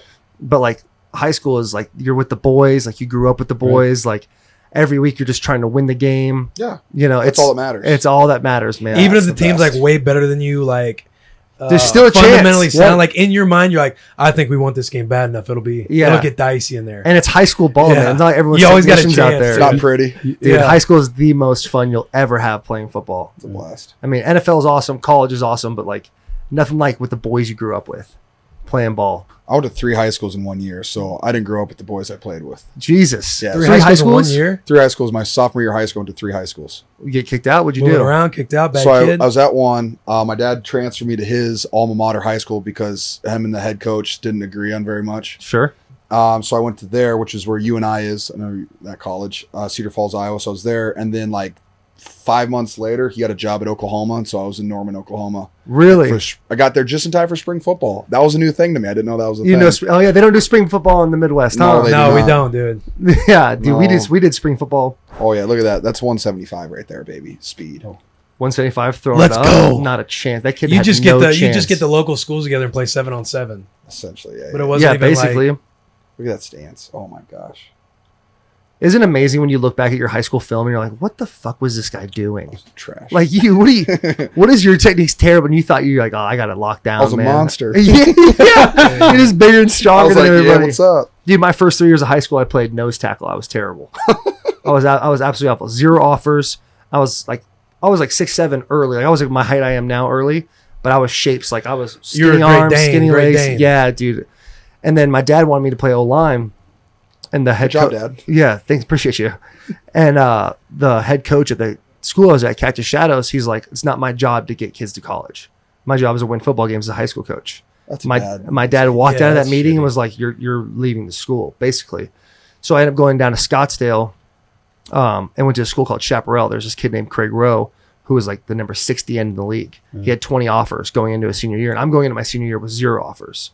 And I literally transferred there, and within 2 months I had a couple offers. Then I put my two game films out there and ended up getting offers over that. But I had to transfer schools too. It was brutal. I peaked in high school. That's yeah. For sure peaked. Yeah, no doubt. Sure, For sure. Nebraska, you didn't peak. Now, like, you just feel so dominant in high school, dude. You know what I mean? And if that's the case, everybody peaked in high school. I then. didn't feel like that. Well, I would say if you're Reggie Bush, you might say like, "Hey, I peaked in college," because he just toyed with everybody in college. He's the best college you know what I'm film of saying? anybody. Like, I didn't ever. feel like I just dominated college. Can we give him back his Heisman Trophy yet? I know, right? Like, It's what so dumb. It's Can we give it back to him, please? If you win the Heisman Trophy and your mom got a house out of it, the house didn't win you the Heisman Trophy. Yeah, it's Yeah. like I don't understand. And like USC doesn't even take him in. They don't even like acknowledge that he was ever there. right. They don't talk to him. Nothing, literally that's the wild. best college football player that ever touched the field. dude. I would Better sit in than Tim middle Tebow? school. Yes. Yes. All right. Dude, you'd sit in. I would Yes. sit in middle school and just watch this dude's highlight tape. Yeah. And he was the sickest He's college player. Dude, he was unreal. He really was. You I think wanted to go to Tebow's better? USC. I had a weird obsession with Tebow my like Mm. senior Tell us year. more. Did you knee a lot? No, not like that. What's that? Did you knee a lot? Just- No, I didn't know. I've That was been your to thing? church since I was like 8. but I was a huge Tebow fan. Me and my boys were all about Tebow, and I met Tebow coming out. Oh, you did? That's cool. Humble brag. Met Weird the flex. guy Weird flex. coming out for the draft. I was like in between the transition after the combine, Yeah. kind of waiting, and he was at my high school throwing routes with Larry Fitzgerald. Oh yeah, he's cool too. Yeah, he's a stud. Solid football And I player. was like, it was a weird combination. I was like working out, and Yeah. then I got to meet him, and I said a couple offhand things about Urban Meyer, and so it was a bad first impression. I So didn't do- wait, so why the Tim Tebow? Why'd you love Tim Tebow so much? dudes with a solid work ethic. He has to I'm prove drawn himself. to. He has to Did prove you- himself to Tim. Yeah. Yeah. No, not necessarily. Yeah, that. and then he had was a bad with the fir- Kittle he had family, a- man. yeah. You can't get your break with the Kittle family. He had a bad first impression, so he's got to get it back Gotta somehow. get No. We got to I'm get Tebow on the I'm bus. not on the Tim Tebow train anymore, but Oh. I do like. I'm always drawn to people with like really good work Yeah. ethic that don't think they just belong to be there. I like agree. 100%. he had that, and that was super cool to me. That post game speech too. Yeah, after the loss to, was it Ole Miss? Yeah. Oh, dude. yeah. Says a that bunch was of stuff. God bless, and walks off. Yeah. That was pretty solid. I just always was it the Florida State game when he was covered in like the blood? Yeah, that was badass. It was And like red turf. he had one of the first like high school documentaries that you're like, yo, this dude is a Sick. savage. Yes, dude. Sick. So you loved him. Thank you. Okay, so now we're back on track. Yeah. LeBron's back on top, That's baby. like, yeah, They had one of the most interesting teams of all time the year they won the Dude, national championship. Have you wild. seen that? Like who they had on the team? Dude, they had Cooper, who's like saying the N word. Yep. Tough. Aaron Hernandez, he had his deal. And then like, Tough. all Yeah, brought his together deal. by like a man of God, the Pouncey brothers. First Several. off, I love the fucking Pouncey brothers. They're good. They are all time. They rolled together. I was with them in Orlando at the Pro Bowl, and I was there too. Humble brag. and they were awesome, dude. I love the Pouncey brothers. I've heard nothing but good things about the Pouncey brothers. They're all time, dude. There it is. Except They had a they had different team, a man. squad, and they had what's funny is they had Jordan Reed. Percy on that team, Harvin too. was on that team too. Percy Harvin. Jordan Did they have Reed, Spikes Jordan- too? Lou Murphy, he was on my team my rookie Jordan year. Reed when he's healthy, Yeah. solid route runner. Yeah, Shanahan has said that he's definitely one of the best. He's first or second best route running tight end he's ever had. Yeah, Who's Really? the other one? I can't remember. Yeah, I Was got it you? shook. No, it's not me. He tells me he said I'm third or fourth. I was like, who's the second and third guys? He goes, don't worry about it. Like, who do I watch then gotta- to Yeah, try to it's get gotta that? be yeah, Jordan no Reed. doubt. Hey, But Thanks, he also Kyle. coached Shannon Sharp, right? So did he say he him? was part of no. I don't know. He hasn't. I haven't gotten too many good stories about Shannon Sharp. I got to get into it. So Mike Shanahan's at our place all the time, Mhm. like watching film and stuff. Yep. He's awesome. I'd like to sit and ask him some Denver Broncos questions. That'd be fun. No question. He's probably got some unreal stories. Yeah, for sure, dude. Should we do some questions? Yeah, we got that. Before we go questions, Yeah. did you have something else? No, I'm good. Before I got. go ahead. Well, just if you don't want to do it, it's okay. So, like my back studies, kind of the mental side of the game, kind of prep, visualization, all that kind of stuff. So I'm just wondering about you guys. You know, like high school, college, and that. What did you guys do? Like, you know, as far as visualization, did you do anything more official than that and all that? Because I mean, George and I have worked through a whole bunch of stuff over the years. I mean, I first got into it. Hayden Fry was our coach at Iowa, and he was a psych major, and so he had us all visualizing a ton right at first thing out of the bat. We were awful, Dude, So I'm just Can I- kind of wondering, like, how important your is permission? that? Kind of, what do you do week to week? What's a game prep for you? If you don't mind, just chatting about it. Yeah, I'd be 100%. curious. yeah, I love that question. So in college, playing for Coach Pelini, stressful. I don't know if you ever saw Coach Oh, Pelini. yeah. I don't know if you've ever seen him. Best coach, best defensive mind I've ever been around. Bo Pelini, shout out Bo Pelini. Yeah. But I would be you would always play. I feel like I was always out there when I talk about not feeling so dominant when I was in college. I feel like when I was younger, my first couple years in college, I feel like I was always out there playing to not mess up because you wanted to please, you know, Coach Bo and all the coaches. And they were so hard, you know, they coach you so hard, you're just out there playing to not mess up. Rex Burkhead, shout out Rex Burkhead. He was a phenomenal running back for Nebraska. And the way he carried himself, he was just always so confident. It never seemed like he got too down on himself, like when somebody would go in on him. I remember asking Rex, like on the side, like, hey, is there anything you do to basically like, not mind fuck yourself Right. to playing the way you do? And he gave me a book called Mental Edge by Kenneth Baum. Yeah. And that was the first book I kind of read in mental psychology going into my senior year, where I was kind of like, yo, I'm basically doing everything you shouldn't be doing when I'm out here playing sport, which is like, what you think you become, right? And so I'm thinking, don't mess up, don't miss this tackle. Okay, I'm out in space. There's a lot of space. Should I make this tackle? And then boom, I get diced up. Coach Bo, you motherfucker, just on the sideline. You're like, God damn it, I fucking suck. Right. And you can't shake it off. And going into pro day, I wasn't the combine guy, whatever. And then I was training for pro day, and I'm like, okay, I'm going to take this mental edge stuff that I did for my senior year, and I'm going to use it for pro day training, all that combine training stuff. And because I was injured, I had a sports hernia. I had to get wrapped every day. I could only go like 50% in speed drills. I couldn't squat. And I'm literally like thinking, all I have to lean on is what my trainers tell me to not do, and this mental training, this mental psychology stuff. So I still have notes to this day. I would like down, I'm going to run a 4.5940. I'm going to do this. I'm doing all these mental training. I'm trying to like feel the turf under my fingers, all the smells, all the scouts around you holding the time watches, trying to get that stress in my mind before I go out there and run it. And fast forward to pro day, I hit all my numbers, and I'm a full-on believer. Now, scouts are sitting in front of me, showing me that I'm like people think I'm going to run like a 4.9, like completely disrespectful, white guy, undrafted, all that fun stuff.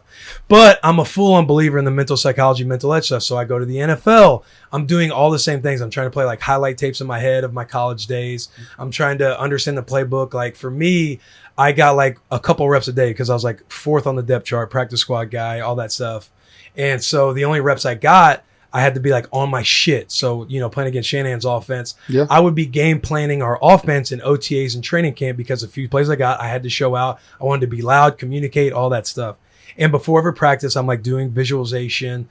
And, but anyway, I am a huge believer in all of that shit. Big believer in all of it. The way the way you talk to yourself, the way you just put on this kind of image of confidence and everything else, especially when you lay in bed at night, the way you self-doubt, all that stuff. I'm super into it. All right, so 2 follow-ups. Just yes or no is fine because I want to hear from you. But what about, do you do affirmations, which it sounds like you kind of toy with them, and then do you mess around with alter ego stuff at all? Alter ego stuff. Yes, affirmations. Going into the Redskins, I am a linebacker for the Washington Redskins. Yeah, okay. I wanted to say I'm an NFL linebacker, but my mentor, Ben Newman, shout out Ben Newman, would say, you're already crutching yourself, saying you're going to, if you get cut, there's 31 other teams looking at you. He's like, you need it to be, I am a linebacker with the Washington Redskins. So I would do that. The next year it would be, I am a starter. But alter ego stuff, I guess play around with, like on game day and things like that. I'm like, I guess in my own world, but I don't like refer to myself in the like third person. Unless I'm just being like funny. But you don't have a developed different identity that you would name or anything like that? No, not that I would name. I guess, a wolf, but I don't like really play into something. Yeah. Okay. But I'm super into all that mental self-talk, all that stuff. You say wolf? Yeah, he calls himself a wolf. That's sick. Okay. Be a fucking wolf. Yeah, You're in on that? No, I'm in on that. Let's go. I've been up and down. I've been up and down on that. He said I've been up and down. I've been up and down on the wolf thing. It's confidence. The way he put everything, I would say I've started to really do, especially the last 2 years. But I think the biggest thing in my game that's lacking right now is doing that consistently. So I try in the off season. I do a really good job. I read a lot. Like one of the books I try to read every year is The 4 Agreements. I don't know if you guys have read that book. Yeah, unbelievable book. I've done a bunch of prison stuff, right? Because my criminal defense. That's one of the books I'd take in when I do groups at the institution. Yeah, and it's great. It's for me. It's always focusing on what you can control. Like if I can't control how the game's going to go, I can control like what I'm doing. I control how I can communicate with the guys. So I'll go and tell I'll tell Derek if it's a play action play, like, hey, you have my outside on this. I'm gonna help the guard. I need you to be there. And so I'm a loud person, and so I'm always kind of talking through things. Yeah. But I do a lot of things during the week for my body physically. But one of those things I do is I take Epsom salt baths. Yeah. And I do it twice a week. But I'll sit there for 20 minutes and I'll turn my phone off, or I'll put tones on and I'll just close my eyes and take that, like those 20 minutes just to decompress as much as I possibly can. Sometimes, where my laziness gets in, I'll get on my phone, I'll start looking at Twitter or doing whatever. But the big thing, I think, I've said it a couple times on this podcast, but like speaking to yourself positively is one of the most important things you can do, because there's enough people in this world that are going to speak negatively to you. Yes. Especially if you're doing something that's different, being in the NFL, being an entrepreneur, doing anything that's not a 9-to-5 job sitting at a desk. Yes. So that's something that I've really wanted to take more hold of. I'm going to Sedona in April, and I'm doing 4 days like phone off meditation, like almost a clinic. Oh, good. Just to learn how to do this. That was my next question. If you actually do like a daily meditation. Yeah, my wife she went to like a yoga school when she was 18, like became a yoga instructor, and was like, that has been a huge part of our lives, is like kind of being more spiritually active. So we'll go to Sedona at least once a year. I was there the week after Valentine's Day because of the wedding thing I was at, but we were, it's crystals, it's going to, palm readers. I did a chakra therapy yesterday, or Reiki, which is the getting rid of bad energy, bringing in good energy. I'm a big yogi, 6 days a week, man. Hot yoga. And all that stuff, I think the masculinity of football, it kind of will, if you like buy too much into it, it'll definitely like, well, I don't need to do that. Like let me just lift weights and eat raw meat and I'll be fine. That type of thing. But the mental aspect of taking everything in, taking a moment for yourself and appreciate yourself. Every time I go before a game, I get in the hot tub before the game, I'll close my eyes and I'll start with my toes and I'll go all the way up to every body part and I'll just say thank you. Thank you 3 times every single body part I have. Basically saying like, thank you for allowing me to do this. Thank you for, putting on the best performance you possibly can. And so that's anytime I consciously do that, my life better is in football, because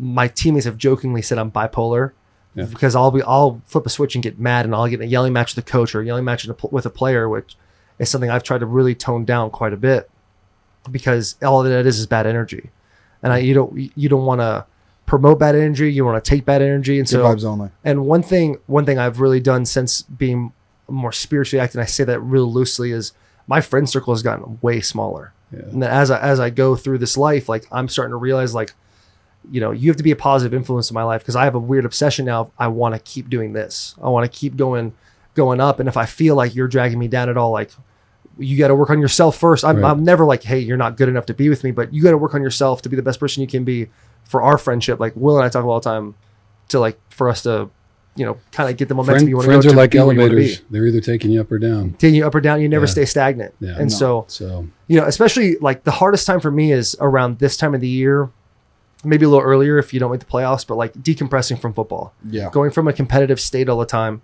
especially having a daughter that's 2.5 years old now. It's like, it's hard for me to go from football every single day, being told by a coach, hey, like, those 65 plays were good, but those 3 were terrible. And, focusing so much on those 3 negative plays, and then going home and being a positive dad, a positive husband, those types of things, which are way more important than any football game. Yeah. And so that's kind of like where I've had to start. Like, that transition for me has always been difficult. But once I make the transition, I'm good. And then I get back into it in the middle of the season. Yeah. So it's a constant work. It's probably my biggest weakness right now as a football player, as a person. if you want an affirmation worksheet, George has got my numbers. So Yeah. all right. And then do you visualize, as in, like, I have all my, even at the high school level, right? I have them do, we do a visualization before. You get them in a room and lay them down and stuff. We don't do that. Well, we do that as part of, because we have yoga now. Actually, Yeah. my daughter, George's sister, does the yoga for our school. So they do some of that, but like before each game, we'll do a visualization technique and all that kind of stuff. But I write a script out for them. They do their own personal affirmation stuff. And then the affirmations turn into their visualization technique. So you take that step 1 and step 2. So all my tackles, they're visualizing their kick set. They're visualizing the punch. They do all that in their mind. We go through all the run game and the pass game. So I've given them a little script to work through. And so they visualize that throughout the week. So then when we get in the game, especially like if a blitz pickup or whatever, if they're playing somebody really good. But anyway, I just want, like actually seeing that technique. Yeah, that stuff. I mean, I'll think about, the day of a game, like, that's all you're thinking about is how you're going to block this guy, like, what techniques you're going to use and stuff like that. But I'll go out on the field before every game and I'll walk my kick sets back. I'll just take step backs until it feels more comfortable. And I'll do that 3 times at where I'm comfortable at. Then I'll go a little faster. And I'll like just start. I'll try to feel my body the best I can. Yeah. And then I'll go to running, run blocks left, run blocks right, and kind of the basic stuff, but walking through it and then going faster and faster and faster until you get to the game. Then you're ready to go. But that stuff is That's proven too. The science behind it. Oh, tons. Because your brain communicates with your body. Like they did a study with like golfers and free throw shooters, like people who all they did in the gym was work on free throws, compared to another group that did half free throws, half mental, and then one group that was all mental, and the one that was all mental came in and outperformed everybody. Really? Yeah, It's crazy. Have you heard of Halo Sport? Uh-uh.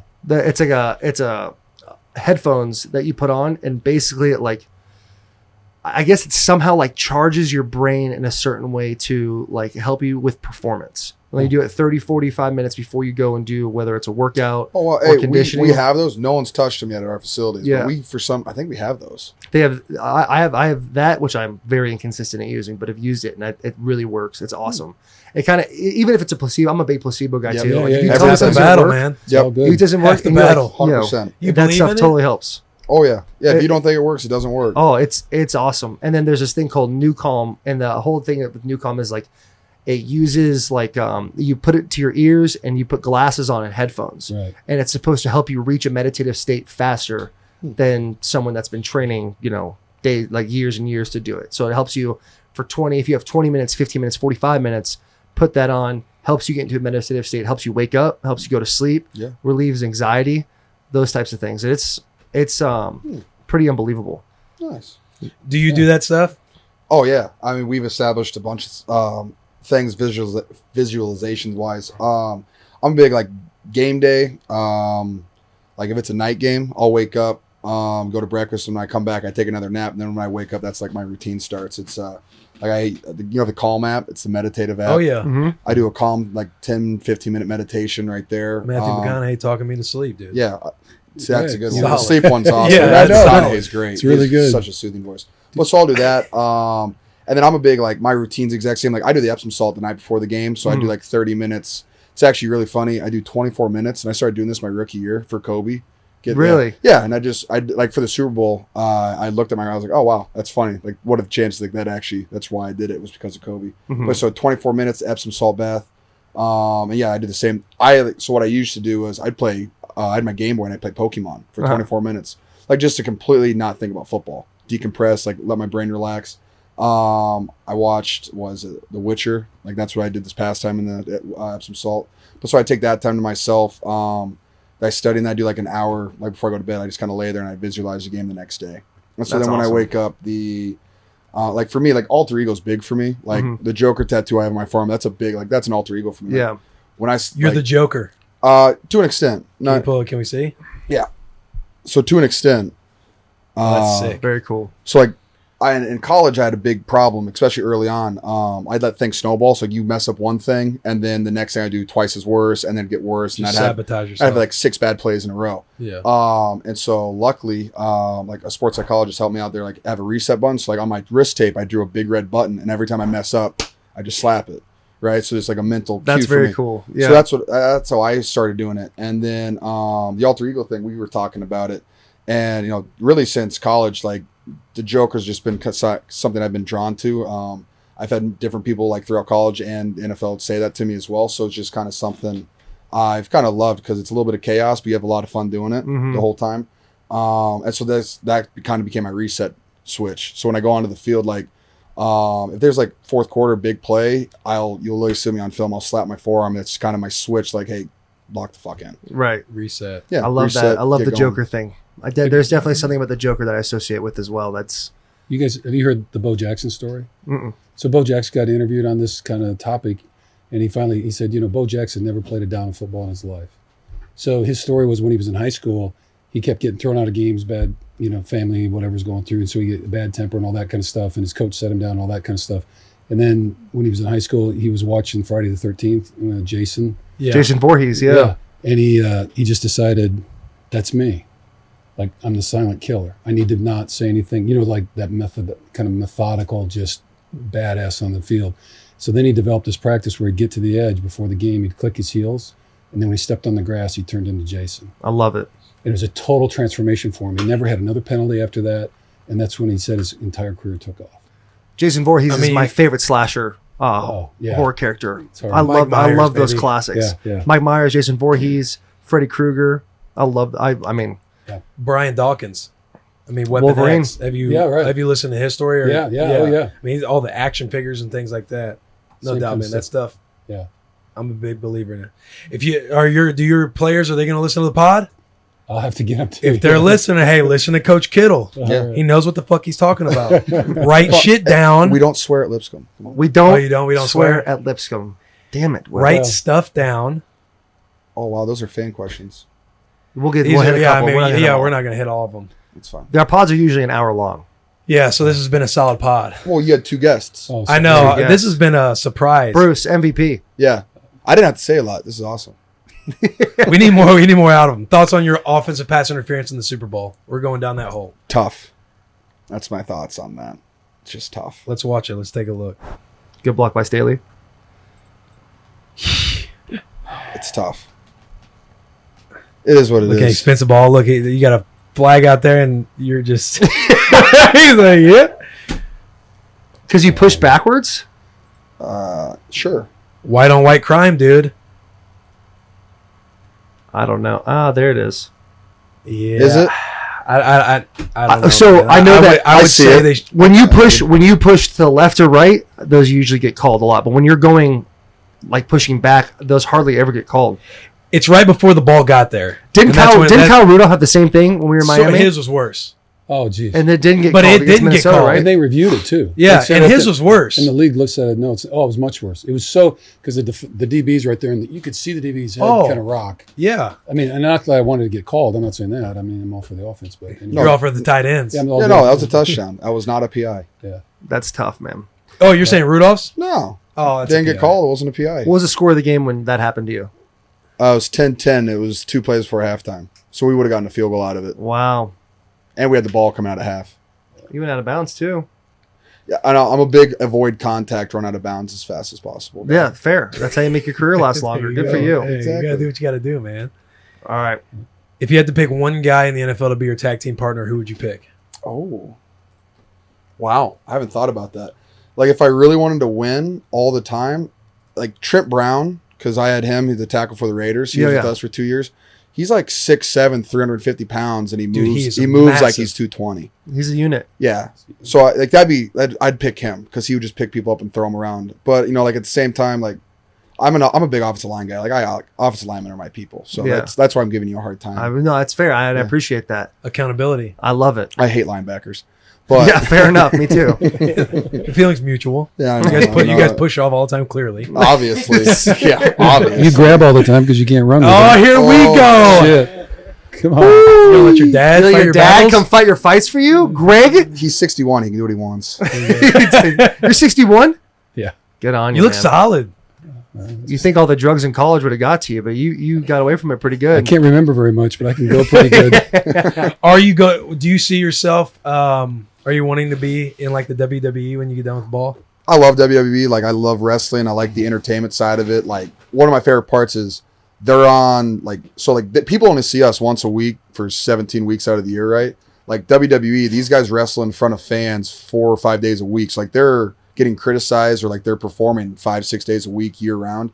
And so I just, like, appreciate their work ethic and how much they go through. Like, and to get to the biggest stage, like, for example, like, the head girl right now, Becky Lynch, who's, like, super famous, the man and all this stuff. She was in WWE back in what was it, 2002? Yeah. 2005, but she's been like grinding for 15 years and she's finally getting recognized. So like, I respect that. Like Yeah. you said, you respect guys that work hard. So yeah, I love WWE. I've been in the ring like 3 times and I got to do a stone cold stunner on a guy in the middle of a match. And it was probably in front of 75 people and it was one of the most exhilarating things I've ever done in my entire life. That's awesome. That's awesome. Like as soon as I did it and like the crowd exploded, 75 people, I was like, I get why people do this. Like my buddy's an independent wrestler and he'll drive from Iowa to Maryland to Texas to Florida and he'll make like $150 from the match, but it's just the experience getting to do it and he just loves doing it. So yeah, right there. Yeah, Stone Cold Stunner. That's your profile pic, isn't it? Yeah, and that's my buddy on the left that's an independent wrestler. He played fullback at Iowa. Have That's you met awesome. Stone Cold yet? I've not met Stone Cold. He's tweeted at me. I've had a couple of conversations with him. Met The Rock at the Super Bowl. Yo, how sick was that? I almost fainted. That was really cool. Really? Yeah, I didn't know I was going You to tried meet him. tequila? I did. How was it? I'm a big fan of it. Are you? Yeah, I mean, what it's kind tequila. was it? Silver. I like All right. it. It's, All right. I'm a fan. And he posted about you too. Yeah, he did. I saw that. I was like, yo, that is fucking sick. Yeah, so I Yeah, will the say, Rock's like, a stud. losing the Super Bowl is one of the worst experiences I've ever felt in my entire life. But The Rock posting a photo of me saying, "Hey, like, I'm a big fan," that helped a little bit. That had to help a little bit. That was cool. Does the WWE like reach out to you to come on now that you're George Kittle? A little, like, if they're in town, they'll be like, "Hey, do you want to come to the show?" Like Yeah. I got to go ringside during our bye week, which was just happened by chance, and that was awesome. I go to WrestleMania with my dad and my buddy Manders for the last 2 years. We're going to Tampa this year. That'll be a fun one. We'll see if I can You're get going involved. to WrestleMania? Oh yeah, last 2 years it's an absolute, like, we were in New York You last gonna year. get to go in the ring? During like on Sunday, no chance. They won't let me touch that. But we'll see what happens. Gronk did it. Oh no, man! You're the new Gronk. Yeah, but he's Gronk. He is Gronk. He's Gronk. Gronk's a beauty. He's awesome. What would your wrestling name be? See, I get asked that all the time. I think that a wrestling name is not something that you choose. It just comes to you naturally, and it hasn't come to me naturally yet. So I'm gonna wait till it hits me right in the face. God, I can't wait. I That's can't wait for awesome, that dude. day. It's gonna be a great day. It's gonna be a beautiful, beautiful It's gonna day. be like coming out of a cocoon. God, yeah, butterfly. Finally, Yeah, I'm a butterfly. let's do 1 or 2 more. What do you guys got? Man, I wanted to. We're too far along. I wanted to ask about the father-son writing the letters because I swear to God, I was sitting in my beautiful extended stay in Oakland, California, and Great I legit, sense. I teared up I teared up on that segment because I just thought the whole father-son thing was pretty awesome.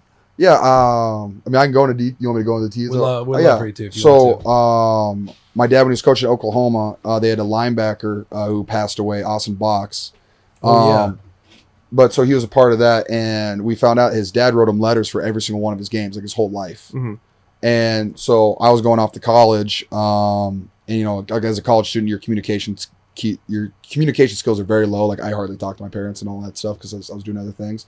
So he thought it was a good idea. Like, hey, I'm going to write you a letter before your game. So starting my redshirt freshman year, so the year after I redshirted, and I was actually suiting up a little bit. He would write me a letter for every game. And they've evolved. Like back in college, it was like he'd give me a scouting report, like, "Hey, when we played them back in 1979, this is." So it's like a little history lesson, Yeah. The record for the whole, like the last 20 years, what the trophy means, like. I mean, but then you give me a little breakdown, like who their best players are, all that stuff, and it's evolved, and a lot of it has gone with like the visualization stuff. I can't say that word to save my life. It's all right. But It's the head stuff. yeah, it is. And it's just kind of grown from that. Like the NFC Championship game, the letter was like 13 pages long.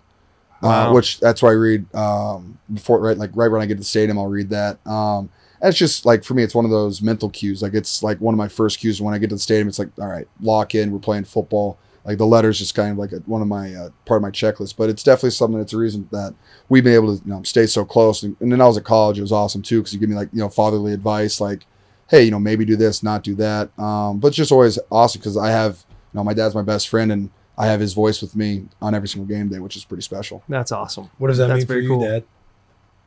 Oh, it's been great. Like I had a little separation issue and taking off. It was hard. So I was coaching ball. So I mean, we're OU and all that kind of stuff is. So it just gave me a way to kind of connect and try to encourage him to make good choices and be a good player and all that kind of stuff. And like you said, it's kind of evolved over the years. I don't have very much football stuff I can tell him anymore. You know what I mean? So it's all good, but it's been really fun just staying connected that way, and it's a thing. And I kind of enjoy the rivalries and love the NFL game, man. It's just, and like when he got drafted, like we'd been to a few of them. We always went to a Bears game and all that kind of stuff, or go up to Green Bay. I took him up there a few times when we lived in Wisconsin, but I love going to the different stadiums, and I just love the NFL crowd. There's just like, it's a Sunday. There's 75,000 people just ready to let it loose, and it's adult entertainment. It's not quite Vegas, but you know what I mean. Yeah, I like it so much better than the college game, and it just and the players are just unbelievable. Every team you can you might be 6 and whatever, but I mean everybody's good. All the players are good, and I just appreciate how freaking hard it is to win. What I mean? You got to show up. The league is built for 8-8. It is. Yeah. I mean, it is, and to get above 8-8, it's hard. It is really hard. It's hard to win every week. So it's just, and so this year was really special. But yeah, just being a little bit a part of that. Yeah, he only missed one game this year. Really? Yeah. And it was because he had a Friday night. We were played Thursday night in Arizona, and he had a game Friday. He couldn't go. Yeah, had my high school team. So, but How do you feel about like Priorities. your son reaching the star power he has in such a short time in the NFL? Like, what's that mean to you as a parent? It has just been such a wild rush the last 3 years. I mean, we've kind of chatted about it because, at Iowa was kind of, whatever catches he had and all that kind of stuff. And then he got hurt his senior year. And then combine stuff, got invited, thank goodness, and all that. And then he performed pretty well, but then draft night was a little bit disappointing, honestly. 5th rounder and all that. So, but grateful to be drafted, like you said, and all that. And then having no idea if he's even going to make the team. So it's not like you're happy, but like what you never know. Now the work starts. Yeah, and then they trade Vance McDonald about 2 weeks before the season starts, and then he's a starting dude, and then it was just like crazy. And so that year was all learning, and then year 2 when he broke the yardage record for tight ends, that was just over the top. I mean, it's just crazy. So, we come from, I keep thinking back to senior year, 6'3", 185 pounds, and he was the last scholarship offer to Iowa. We got a call the day of signing day. Mm-hmm. So That's awesome. just the whole ride has just been incredible. So I'm really proud of him for the hard work he put in. And I guess the other thing too is elected captain last year, and I think that's a big deal. Just his connection to the team and all that. So I'm just grateful. We're riding the wave, and know it's a short ride, and just being grateful and appreciative every day, and trying to make the most of it and keep his head on straight and feet on the ground. And he did his leg work today, which was, I told him, that's like putting a quarter in the piggy bank every time you do another squat. You know what I mean? So anyway, it's all good. So we believe in the process and love the game, and grateful to be part of it. That's awesome. That is awesome. Appreciate you guys coming in. Let's have Bloss is obsessed with the 49ers. Bloss, you get the last question. You can have one question. You don't want to ask dude. Don't act like. I mean, you're always ready to ask a question. I'm saying like instead of reading one more question, you get the question since you're a 49ers guy. Yeah, I didn't even think about it before I came on here. That's Honestly, tough. Did you walk in late? How'd you get on the bus? I have a key. The back door? Yeah. He's our guy. Big backdoor guy. Big backdoor guy. Big backdoor nice. guy. It's nice. Would you rather us just read one then? Yeah, Or- just go ahead. Yeah, I don't really have anything. true. He's in awe of the Niner presence guy. right now. Yeah. In awe. What do we have? Don't ask me anything about the combine. I don't know. You think of LeBron? No, that's stupid. Mm-hmm. What's your favorite Shanahan? The hardest hit you've ever taken? Any of those you want to read? Keep scrolling. Do we have any more? Oh, we already Pancake went over Ball that. got to that. Yeah. Was better hair. Georgia Taylor. Hawks for Life, 89. Hawks for Life 89. I Who know what has his better vote hair, is. George or Taylor? Or unless it's the Seahawks, I don't know. Yeah, it's true. See, I'll say go Hawks, and then on my Niners Twitter followers, are you kidding me? Like, Oh, yeah. What do you mean? I was like, I went to Iowa. Went to Yeah. Iowa, folks. Relax. What was your record against Michigan?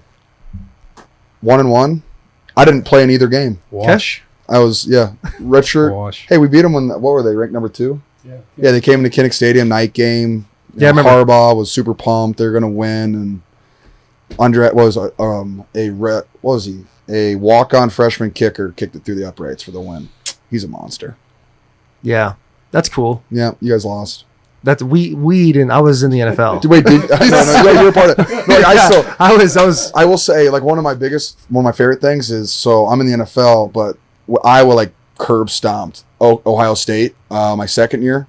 I think that or my rookie year, like 55-24. So then we got Bosa. So almost weekly, I'm like, hey Bosa, go Hawks! Like Ohio State sucks. Dude, how about the Bosa brothers? They're like robots. Dude, I got to hang out with Joey. Came to the Vikings game. Yeah. And so then me and the two Bosas hung out after that. They are fun. Like they are insane. They're wild. I'm I saw a the huge fan. We met I saw the dad, Bosa too. dad at Bosa's Rough dad and is Rowdy. awesome? Yeah. No way. Yeah. That's sick. Rough and Rowdy. He Rough and just Rowdy's pulled up. walking. It was like Joe Thomas was there too. Yeah. And I was like, Joe, this place is way With too his wife. redneck for you. With his And wife. they were just trying to get a beer. Like, we're gonna go get a beer. You're It's like we're in the middle of nowhere. Yeah. Right? You're rough and rowdy. I just want a beer. Yeah. Okay. Yeah. Sure. Yeah. That Rough and Rowdy is a wild time. Well, Boz didn't have a question. Man, we appreciate you coming on. Yeah, thanks. Both This of you is guys. super awesome. No, thanks for having us. It was a blast. Dude, I love the element too of dad. Yeah. And just right out of the gate too. Yeah. Like I'm Throwing sure shade. was your dad, were you loud in the stands when he was growing up playing ball? Well, he was coaching me the whole He time. barely talks to the microphone. He said, yeah, I know you see him. No. George, he probably get that look and know it when he's got to get his ass whooped when he gets home. Yeah, yeah.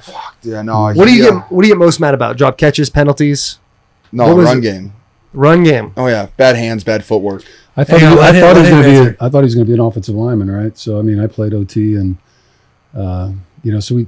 Respect. I had the small little kid-sized blocking dummies, Mm-hmm. and he was doing mirror dodge and punch drills ever since he was in 5th grade. Really? Oh, because I thought he's for sure going to go into alignment. So it's like, and the whole moving guys. And so like, I think mostly, he pretty early on, but like, his first few years at Iowa were a little bit taxing because he didn't take the game very seriously and I enjoyed myself. he didn't work as hard as he should have. So, but, other than that, overall though, he's embraced the grind and Yeah. he's been a guy that's invested. So that's all been pretty good. But yeah, we're learning to deal with him being a tight end rather than an offensive tackle, but it's okay. There's some disappointments in life you never get over. This dude, my 5th grade, He said there's some disappointments. yeah, my 5th grade football Mad team. at your mom, like, why? Yeah, No. this is obviously you. Literally, 5th grade football team. He it was our first day of padded practice, like my first year of tackle football, and he has his speech where he has a whole team. We're about to do mirror dodge drill, right? Just shuffle, like follow, footwork, offensive line pass set, and before he started, he goes, "Hey, look, all of you are going to aspire to be offensive linemen, but not all of you will be good enough. Like offensive line is the pinnacle of football It positions. really is. And none of you, like he's like, there's going to be 5 of you that can play it, and then a lot of you are going to have to play other positions, and that's okay. But just know that you're kind of a disappointment." He said that. Oh yeah, and then To fifth graders. It's serious. They believed until I 8th grade. was the only one. I was like, no. I was like, I'm playing running back. Like, no, no, you're Not not doing gonna, it. You're not going to get me with I'd this already one. been knitting him up. Yeah. Oh yeah, A true disappointment to a father. literally. He was God. so you had like That's like, tough. That's you know, tough. like the growing up, undersized kids in 5th grade, like you put them at corner because they're so small they'll get hurt. Right. They were trying out for like left guard because they're like, I'm going to be the best offensive lineman ever. Right. And you're just like, what the heck? I had to move a center to quarterback, right? And like he didn't want. Yeah, Are you serious? Yeah. Oh yeah, no. And that's the thing too. In Pop Warner, no one like. Yeah, and Pop Warner like had to put the kids that like, all right, you're an offensive lineman. You just go stand there. He's got him wanting to play. He's got him wanting to play it. That's all. Hey, that's good. I'm gonna Reverse psychology. It's good coaching. That's good coaching. Yeah. Well, appreciate you guys, man. Thank you for Thanks coming for on. having us. Appreciate Really it. good. Bus with the boys. Guys, gals, people of all ages, appreciate you so much for tuning in to another episode of Bussin' with the Boys. If you haven't yet, please subscribe to the episode on Apple Podcasts, Spotify, whatever platform you're on. We're on there. We have a YouTube channel, Bussin' with the Boys. We would love if you subscribe there as well. If you are subscribed and you want to be more for the boys, unsubscribe and resubscribe again. It sounds funny and stupid and kind of obnoxious, but all of your subscriptions and resubscribing and stuff, it helps in these little algorithm games for climbing charts, because again, we are very organic. You guys, where we're at is because of you guys, so we like to keep it fucking organic and just from us, dude, us versus the world. But we really do, we really appreciate your guys' support. A few of you had questions about merchandise. You can go, our merchandise store is on barstoolsports.com. Go over to shop, and we are under the brand Bussin' with the Boys. You can find all of our gear there. We restock constantly now. If you guys have any ideas, shout us out. If you guys buy the gear, shout us out. We really do love when you guys talk back to us, add us, mention us, put us on your stories, tag us, all that fun stuff. We like grabbing that stuff and putting it on our YouTube episodes. And again, we just love it, man. We love you guys. We appreciate you so much. Keep being for the fucking boys. Keep being a wolf. The biggest of hugs and the tiniest of kisses. We love you. We appreciate you. Tune in next week for another episode of Bussin' with the Boys. No old man around for my own, but the judge stops by from time to time. Says he loves the way